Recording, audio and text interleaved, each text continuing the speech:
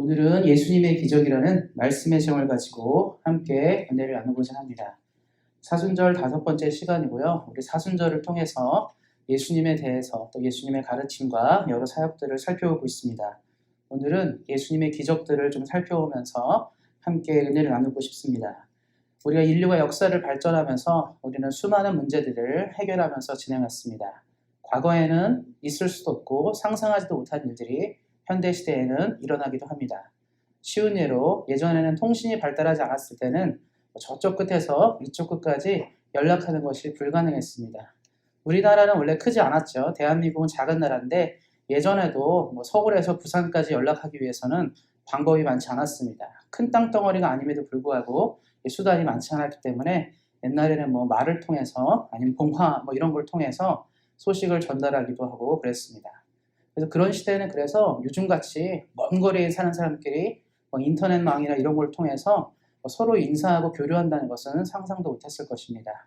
또 우리 성도님들이 처음에 캐나다 이민하셨을 때 70년대, 80년대 이럴 때만 해도 인터넷이 없었죠. 그래서 전화를 통해서 연락하기도 했는데 그것도 쉽지 않았던 시절이었습니다. 그만큼 과거에는 이 통신의 문제가 인간에게는 굉장히 큰 장벽 중에 하나였는데 지금 우리는 그러한 문제를 극복해서 전 세계 어디를 살든지 통신망을 통해서 우리는 서로 연락하고 주고받을 수 있습니다. 최근에 이제 우크라이나에 전쟁이 일어나면서 우크라이나에 이제 인터넷망들이 다 내려가게 됐는데 그때 이제 이 테슬라의 회장인 일론 머스크가 자신이 갖고 있는 위성망을 통해서 우크라이나 사람들이 인터넷을 활용할 수 있도록 제안을 하였고 그것들이 실행됐는데요. 이런 것들을 보면 얼마나 시대가 발달했는지를 볼 수 있게 됩니다. 우리는 그래서 통신의 문제를 거의 대부분 극복했다고 볼 수 있습니다. 또한 우리가 여행은 어떻습니까? 트랜스포테이션 문제인데요. 과거에는 여행을 다니거나 이동하는 것도 쉽지 않았습니다. 1900년도 초만 해도 비행기가 발달하지 않았을 때는 배로 이동했죠.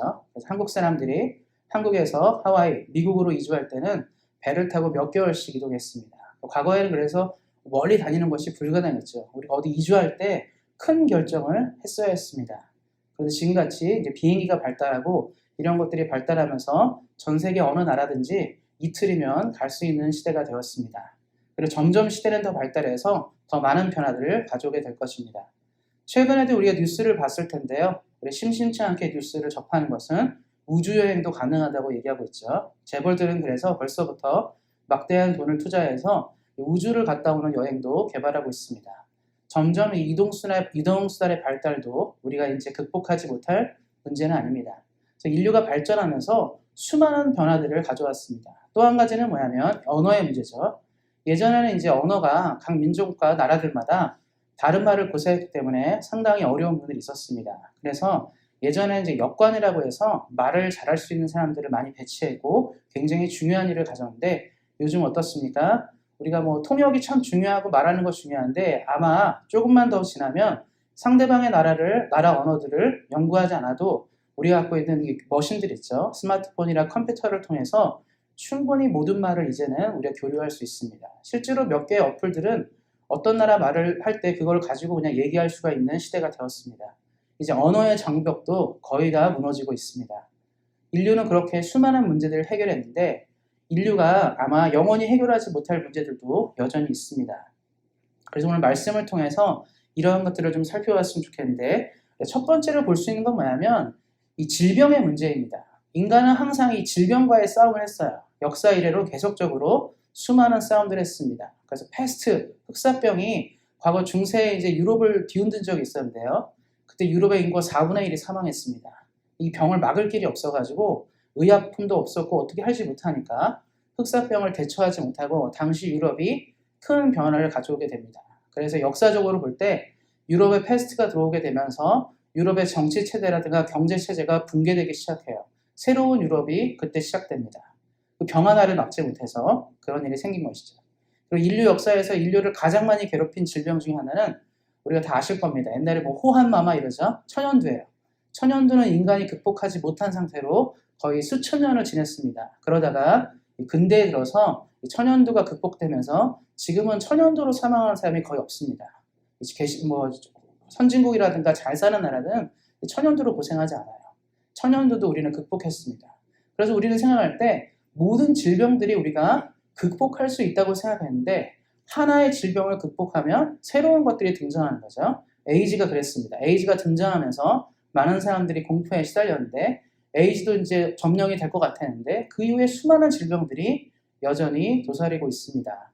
그리고 우리가 이제 최근 2, 3년간 코로나 문제가 나타났는데 코로나 역시도 인간이 처음에 만난 이 질병이기 때문에 백신이 정확히 개발되지 않고 치료제가 많지 않아서 수많은 사람들이 여전히 많이 죽고 있습니다.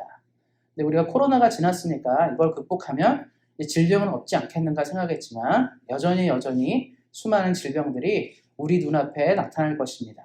근데 이것은 질병의 문제는 그래서 인류가 아마 영원토록 극복하지 못할 문제라고 생각합니다. 계속적으로 뭔가를 해결했지만 또 다른 게 나오고 또 다른 게 나오면서 인간에게 가장 큰 공포는 바로 이 병에 대한 문제입니다. 예수님 당시도 이 병에 대한 문제가 심각했어요. 병이 한번 걸리면 낫지 못하고 죽게 된 일이 생기게 되면서 수많은 사람들은 해결책을 찾으러 애썼습니다. 그 예 중에 하나는 뭐냐면 예수님이 이제 12회 동안 혈루증을 앓은 여인을 고치는 장면이 나오는데 그 여인이 이런 말을 해요. 부자였던 것 같아요. 내가 나의 질병을 고치기 위해서 나의 모든 재산을 허비하고 팔아서 노력했지만 치료하지 못했다라는 말을 하게 됩니다. 그 당시에 돈이 있는 사람들도 온갖 돈을 다 들여서 재물을 다 팔아서 병에서 치유되고 싶었지만 쉽지 않았다라고 얘기하고 있습니다. 하물며 일반 사람들, 보통 사람들, 가난한 사람들은 질병의 문제를 어떻게 해결할 수 있었겠습니까? 그래서 예수님 당시에 많은 사람들이 예수님을 많이 쫓아다니고 따라다니는 건 뭐냐면 예수님을 만나면 질병의 문제가 해결되는 것들을 목도했기 때문입니다. 그래서 수많은 사람들이 예수님을 쫓아다녔어요. 예수님을 만나게 되면 고치지 못한 일들이 해결되어지기 때문에 뭐 귀신이 들렸거나 큰 질병을 가졌거나 심지어는 장애를 가진 사람들도 예수님을 만나면 해결되어지는 역사가 있었습니다. 그 당시에 의사가 없었겠습니까? 있었습니다. 그 당시에 약이 없었겠습니까? 약이 있었습니다. 그런데 항상 시대마다 넘지 못하는 질병의 문제들 있잖아요. 그 당시에 그러한 질병들이 수많은 사람을 고통스럽게 했기 때문에 많은 사람들은 예수님을 따라다녔고 예수님의 기적에 기댔던 것을 볼 수 있습니다. 또 성경을 보면 뭐가 있냐면 죽음의 문제가 있어요. 질병의 문제도 참 어려운 건데 인류 역사상 인간이 아무리 끝까지 가더라도 절대 극복하지 못하는 마지막 하나는 죽음입니다. 그래서 보통 어느 나라든지 뭐 설화를 보거나 어느 나라든지 전설을 보면 오래 산 사람들의 얘기가 나오잖아요. 근데 오래된 사람들의 얘기는 있지만 안 죽는 사람의 얘기는 거의 없습니다. 사실 인간은 모두 죽게 돼 있죠. 아무리 건강하고 훌륭하더라도 점점 노화가 되기 시작하고 그 노화를 이기지 못하고 결국 사람은 죽게 돼 있습니다. 우리가 이렇게 말하죠. 어떤 사람은 3,000년을 살았다. 뭐 동방사근 3,000갑자를 살았다. 뭐 이런 거 나오잖아요. 누구는 몇 년을 살았다 좀 나오는데 성경에서 이제 무드셀라가 969세를 살았습니다. 엄청나게 긴 게 산 거죠. 근데 중요한 건 뭐냐면 969세를 살았다 하더라도 결국 970년을 못 살았다는 얘기예요. 결국 언젠간 죽음을 맞이했다는 거죠. 지금 우리는 어떻습니까? 100년만 살아도 오래 살았다고 말하는 시대를 사는데 우리는 이렇게 생각할지 모르겠어요. 야, 900년 살면 충분히 살았는데 나 900년까지만 살면 여한이 없겠다. 이렇게 생각할 수 있을지 모르겠지만 인간이란 존재는 900년째가 되면 1000년을 더 살고 싶고요. 1000년이 되면 10,000년을 더 살고 싶은 것이 인간입니다. 그런데 인간은 이 문제를 극복하지 못했어요. 지금도 과학자들이 유전자를 연구하고 고민하면서 노화를 방지하고 생명 연장을 위해서 많이 애를 씁니다. 심심치 않게 그래서 질병을 극복하기 위해서 뭐 냉동 인간이 됐다가 나중에 꺼내고 뭐 이런 얘기도 나오잖아요. 이것도 불가능해요. 인간은 아마 죽음의 문제를 극복하지 못할 것입니다. 그런데 예수님 당시에 어떤 일이 종종 발생했냐면 죽은 사람이 살아나는 일들이 발생했어요. 나사로가 그랬고 뭐 야이로의 딸이라든가 과부의 아들이라든가 이런 사람들이 살아나는 역사를 보면서 사람들이 굉장히 관심을 갖기 시작했습니다. 인간은 죽음을 극복하지 못하는데 예수님을 만난 어떤 인생들은 죽음이 극복되는 것을 눈으로 목도하기 시작했고 직접 보았습니다. 그럼 사람들이 생각한 것은 뭐냐면 우리 시대에 진짜 필요한 기적이 뭘까 생각할 때 바로 이것이 아니겠냐고 생각한 것입니다. 질병의 문제는 지금도 그래요. 신앙생활 안 하고 뭐 하나님 안 믿어도 종종 뭐 자기들이 산에 들어가서 살다가 치유됐다, 자연 치유됐다 이런 거 보잖아요. 기사를 보면서 내가 뭘 먹었더니 몸이 건강해졌다, 어떻게 운동했더니 나아졌다 이런 얘기 나오잖아요. 그런데 지금 시대도요. 죽었던 사람이 어떤 살아났다 이런 것은 거의 없습니다. 그럼 뉴스에 나오겠죠. 어떤 사람이 죽은 사람을 살렸다 이런 거는 충분히 뉴스에 나올 만한 일인데 많이 발생하지 않습니다. 그래서 예수님 당시에 그래서 사람들이 예수님이 사람을 살리는 걸 보면서 그는 하나님의 아들이 아니냐, 그는 정말 이런 기적을 일으킨다면 그는 하나님의 아들이 아니겠냐라고 말하는 사람이 생겼고 믿음을 가진 사람들이 생겨났습니다. 그 시대의 가장 큰 문제 중에 하나였던 죽음이 눈으로 해결된 거예요. 그런데 지금도 그렇지 않습니까? 지금도 우리들의 큰 관심은 죽지 않는 것에 있습니다. 왜냐하면 우리는 이 땅을 살면서 수많은 이별들을 하게 되는데 가장 큰 아픔의 이별이 사별이에요. 죽음을 통해서 하는 이별은 돌릴 수가 없습니다. 그냥 우리가 누군가를 감정이 상해서 헤어졌어요. 그런데 그거는 사람이 죽지 않았기 때문에 회복할 수 있습니다. 만나면 되고 노력하면 되지만 누군가 죽은 다음에는 그게 안 돼요. 저도 이제 몇 년 전에 아버지가 돌아가셨는데 어떻습니까? 돌아가신 다음에는 다시 만나지 못합니다. 끝나는 겁니다. 예전에 뭐 기억들을 갖고 생각할 수 있지만 이제 어떻게 만나거나 얘기할 수 없는 거죠. 죽음의 문제는 돌릴 수가 없기 때문에 우리는 그렇습니다. 그래서 우리가 죽음 앞에서는 많은 사람들이 슬퍼하는 이유는 딱 하나예요. 돌릴 수 없고 돌아오지 못하기 때문입니다. 인간은 이 문제를 극복하지 못했어요. 지금도 극복하지 못합니다. 만약에 이 문제를 인간이 극복할 수 있다면 재벌들은 죽지 않을 겁니다. 자신들의 돈을 이용해서 최고의 의료진과 최고의 시설들을 통해서 생명을 유지하겠지만 우리가 아는 것처럼 재벌도 예외 없이 사망합니다. 권력과 권세를 가진 자들도 예외 없이 사망합니다. 이건 불가능한 일이에요. 간혹 우리가 이거 봅니다. 특별히 공산주의 국가들이 많이 그러는데 누가 죽으면 어떻죠? 미라 만들어요. 살아있다는 것처럼 보여주려고. 그래서 뭐 김일성도 미라를 만들고 뭐 김정일, 뭐 스탈린 뭐 이런 미라 만들었다는 얘기 하잖아요. 어떻습니까? 살아있는 듯하게 보이는 거지 살아있는 것은 아닙니다. 근데 그럼에도 불구하고 그렇게 만드는 이유는 딱 하나가 뭐냐면 우리의 정신적인 지주가 살아있다라고 말하고 싶어서 그런 건데 살아있지 않는 것이죠. 그만큼 권세와 권력을 가졌든지 막대한 부를 누렸든지 죽지 않는 것, 계속 영원히 살아나는 것은 결코 인간이 해결할 수 없는 문제입니다. 이게 참 큰 문제였죠. 그리고 또 한 가지 성경에 나온 건 뭐냐면 이 자연재해에 대한 문제예요. 뭐 죽음의 문제, 질병의 문제도 그렇지만 이 자연재해의 문제는 과거부터 지금까지 인간이 절대 해결하지 못합니다. 지진이 났다, 해일이 났다, 화산이 폭발했다, 가뭄이 들고 홍수가 났다, 태풍이 분다 이런 뉴스 듣는데요. 우리가 알고 있어요. 미국 같은 경우는 이제 때만 되면 뭐 돌풍이 불고 허리케인이 불어서 많은 도시들이 초토화되고 또 홍수가 나고 뭐 이런 거 나오잖아요. 뉴스를 봅니다.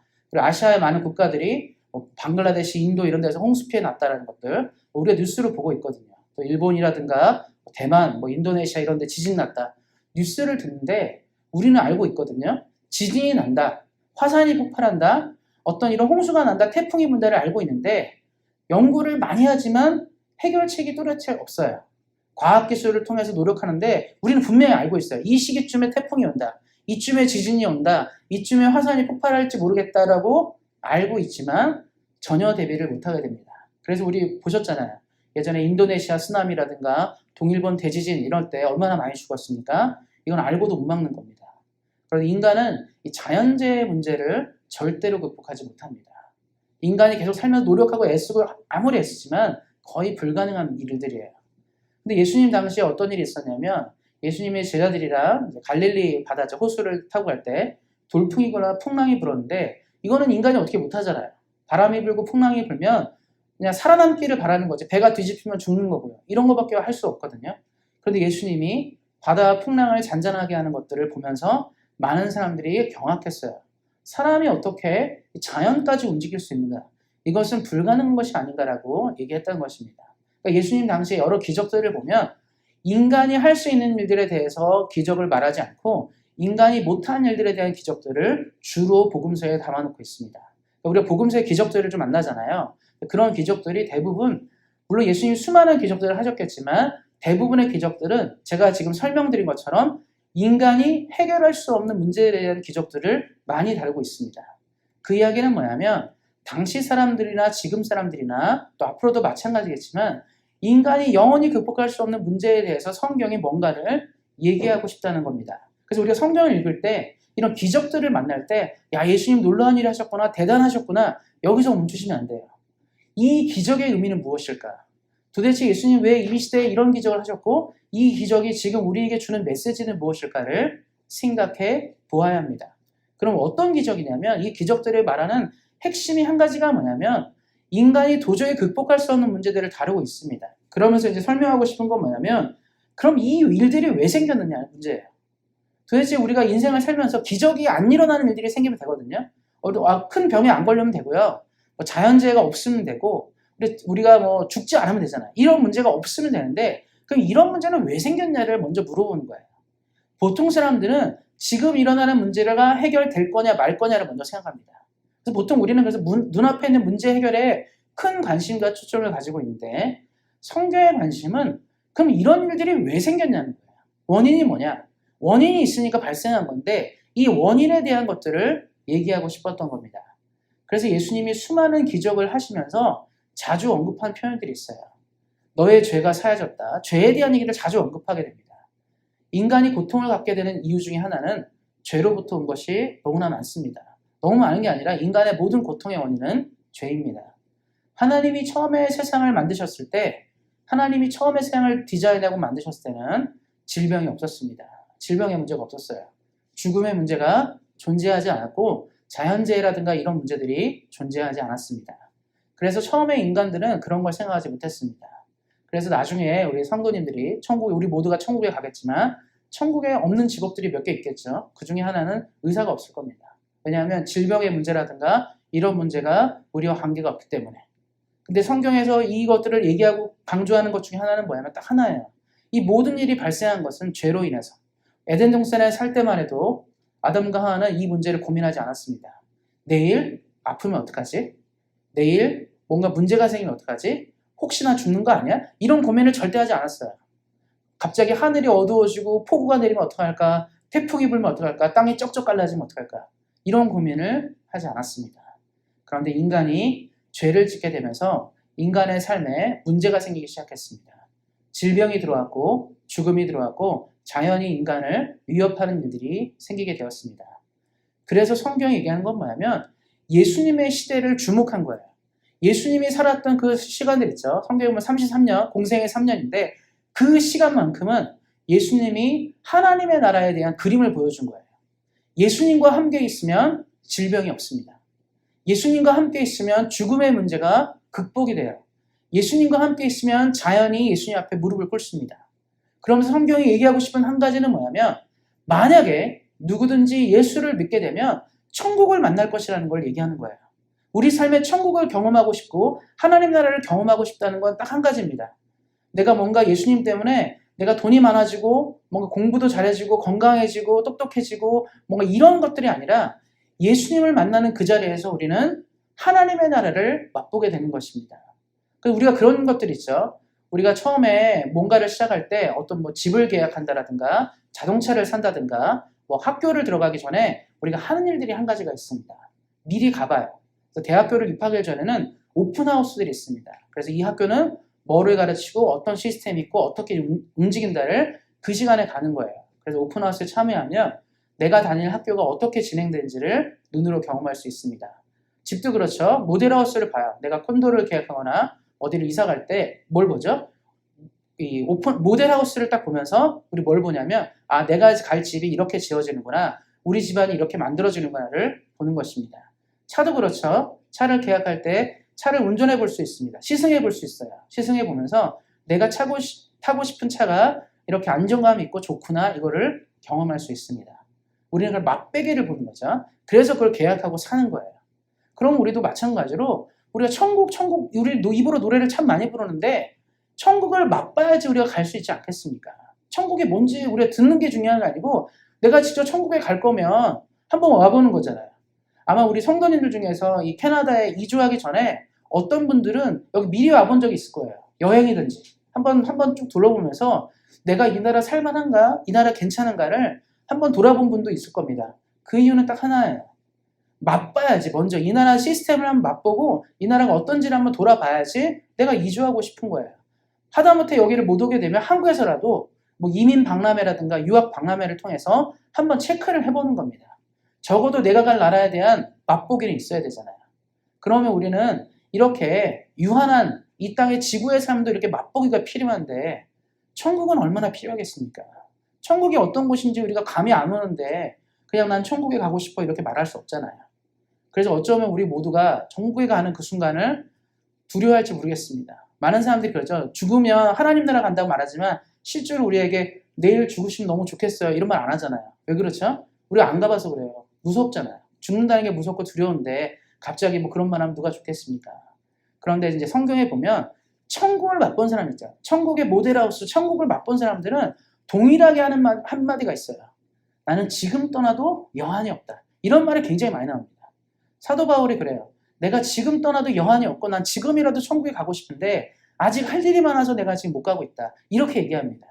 이 고백이 사실 우리의 고백이 되어야 됩니다. 그 이유는 뭐냐면 근데 바울이 천국을 맛봤기 때문에 그래요. 그래서 이 당시 예수님의 기적은 뭘 말해주냐면 천국을 맛보게 하는 거예요. 예수님이랑 같이 있으니까 질병이 없다. 예수님이랑 같이 있으면 질병이 없는데 예수님의 나라에는 질병이 없겠구나. 예수님이랑 지금 이렇게만 같이 있어도 병에 안 걸리는데 병이 낫게 되는데 장애가 고쳐지는데 예수님의 나라에 가면 야 이런 사람이 없겠구나. 얼마나 이런 기대감이 있겠어요. 예수님을 만났습니다. 죽는 사람이 살아나요. 우리가 볼 때 죽는 게 너무 무섭고 두려운데 예수님을 만나니까 죽음에 쌓였던 죽었던 사람들이 살아나는 역사를 눈으로 보게 된 거예요. 야 그러면 우리도 예수를 믿으면 저렇게 되겠구나. 영원한 삶을 가질 수 있겠구나를 생각하게 된 것입니다. 예수님이랑 함께 있다 보니까 뭐 바람이 불고 풍랑이 불어서 배가 뒤집힐 것 같은데 예수님이랑 함께 있으니까 자연이 잠잠해져요. 야 우리가 예수님이랑 함께 있으면 정말 편안하고 안락한 세상을 누리며 살아가겠구나. 이거를 만나는 것입니다. 천국에 그래서 이 성경에 나오는 이 천국의 기적들을 보여주는 거예요. 우리가 궁금하잖아요. 예수님을 믿으면 어떤 일이 생깁니까? 우리가 하나님을 믿으면 어떤 일이 생깁니까? 예수님을 믿으면 뭐가 생기고 이거 100번 1000번 말하는 것보다 예수님을 만났더니 내 병이 나았다. 예수님을 만났더니 내가 죽음에서 살아났다. 예수님을 만났더니 이런 일이 생겼다. 이것들이 확실한 답이 된 것입니다. 그래서 오늘 성경 본문에 나온 게 뭐냐면 무리 중에 많은 사람이 예수를 믿고 말하되. 그럼 이 당시 무슨 기적이 있었냐면 이 당시 예수님이 오병이어의 기적을 했어요. 수많은 사람들이 모여가지고 예수님 말씀을 들었는데 점심때가 됐습니다. 밥을 먹어야 되는데 너무 많아요. 근데 이 사람들은 밥을 다 먹이려면 돈이 모자란 거죠. 그랬더니 우리 잘 아는 것처럼 빵 5개와 물고기 2마리로 5,000명이 먹는 기적이 일어났습니다. 그때 많은 사람들이 무슨 생각했냐면 야 우리가 왜 이 땅을 살아가냐. 먹고 마시려고 살아가는 거잖아요. 우리가 늘 그러잖아요. 왜 이렇게 고생하면 삽니까? 배부르게 먹고 배부르게 살려고 사는 거예요. 우리가 잘 먹고 잘 살기 위해서 일하는 거지 뭐 다른 이유로 일하지 않습니다. 우리가 왜 수고하고 애씁니까? 먹는 거에 문제이기 때문에 그래요. 근데 예수님이랑 같이 있다 보니까 먹는 게 해결이 된 거예요. 사람들이 그걸 보면서 놀랐습니다. 저 사람이 도대체 누구냐. 예수님이랑 같이 다니면 수많은 문제들이 해결되는구나를 깨닫게 된 것입니다. 그래서 사람들이 뭐라고 얘기하냐면 내가 예수를 믿게 했다고 얘기합니다. 그리고 오늘 말씀이 너무 재밌어요. 이렇게 얘기하고 있습니다. 그리스도께서 오실지라도 그 행하신 표적이 이 사람의 행함보다 더 많겠느냐. 그러니까 예수님을 보면 사람들이 그런 거예요. 내가 예수를 믿을까 말까를 고민하고 당시 사람들은 하나님이 메시아를 보낸다고 얘기했는데 그 메시아를 만난다고 얘기했는데 사람들이 딱 보니까 예수님보다 더 많은 기적을 일으킨 사람이 없다고 생각하기 때문에 이렇게 말하는 거예요. 야 나중에 진짜 메시아가 온다 하더라도 지금 이 예수보다 더 대단할 수 있겠느냐. 다른 말로 하면 이렇게 많은 기적을 일으키는 이분이 메시아가 아니겠느냐라고 얘기한 겁니다. 그래서 그 당시 사람들은 예수님을 믿게 된 이유가 딱 하나는 뭐냐면 예수님을 통해서 천국을 만나게 되었습니다. 그러면 이 성경의 메시지가 오늘을 사는 우리에게는 어떤 의미가 있을까요? 지금 오늘을 사는 2000년대를 살고 지금 현대를 살아가는 우리에게 어떤 의미가 있을까요? 어떻습니까? 예수를 믿어도 죽는 시대를 우리는 살아갑니다. 예수님을 믿어도 사고를 당할 수 있는 시대를 살아가고 예수님을 믿어도 가난하고 고통하고 병에 걸릴 수 있는 시대를 살아갑니다.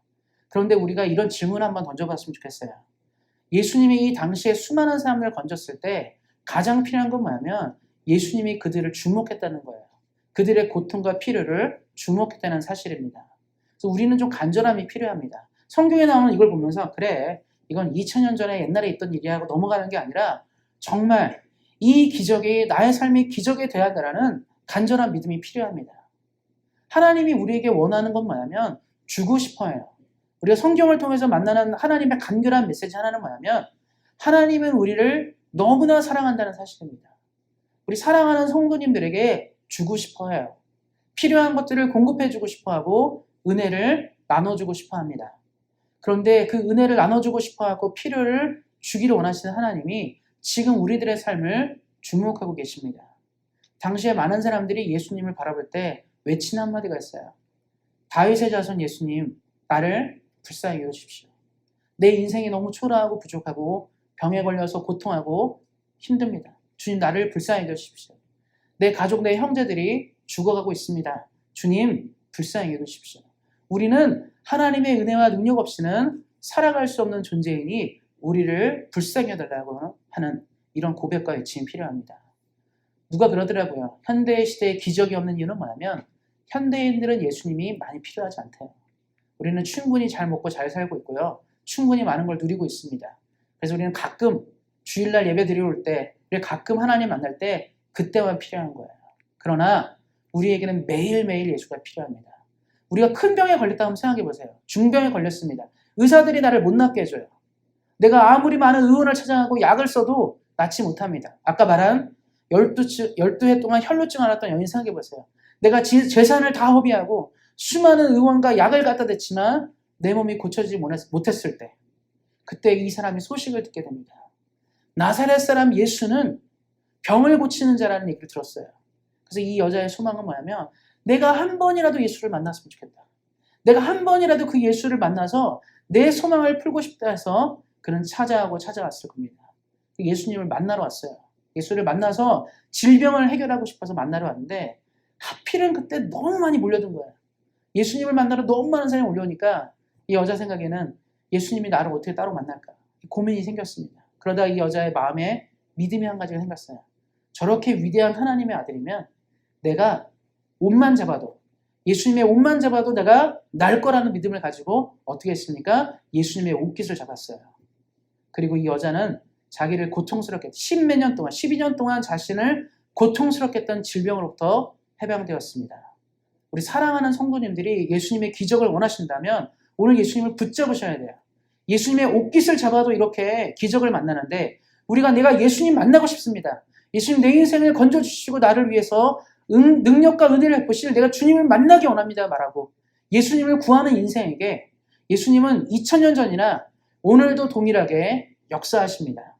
그래서 우리 사랑하는 성도님들이 이 사순절 기간에 하나님의 은혜를 충분히 묵상하시고 삶의 문제들이 좀 해결됐으면 좋겠습니다. 내가 고민하고 고통하는 문제, 내가 다른 것이 아닙니다. 예수님 붙잡겠습니다. 12해 동안 혈루증 앓았던 여인이 붙잡은 것처럼 나도 그 예수님을 붙잡고 기적을 누리겠습니다. 이런 믿음의 고백들이 필요합니다. 우리가 꼭 기억하셔야 돼요. 예수님 당시에는 수많은 사람들이 기적을 기대하고 예수님께 몰려들었습니다. 12회쯤 혈루를 고통을 앓던 이 여인이 예수님께 왔을 당시에도 수많은 사람이 예수님을 둘러섰어요. 그 사람들도 기적을 기대하는 거예요. 예수님의 기적을 기대했는데 기적을 누린 사람은 이 여인밖에 없었습니다. 왜냐하면 다른 사람은 혹시 나를 위해서 하실까? 혹시 내게도 은혜를 주실까라는 혹시 때문에 안 된 거예요. 그런데 이 12해 혈루를 앓았던 이 여인은 뭐라고 했냐면 반드시 내가 예수를 붙잡기 때문에 반드시 은혜를 주신다. 반드시 기적을 주신다라는 믿음이 있었습니다. 우리 사랑하는 온수영학교회 모든 성도님들도 이 기적을 누리심으로 예수님을 간절히 붙잡고 오늘 내게도 은혜를 주시고 내게도 역사하실 예수님을 붙잡으심으로 믿음의 승리로 하나님의 기쁨 되시고 삶의 큰 기쁨 누리시기를 예수님의 이름으로 축원드립니다.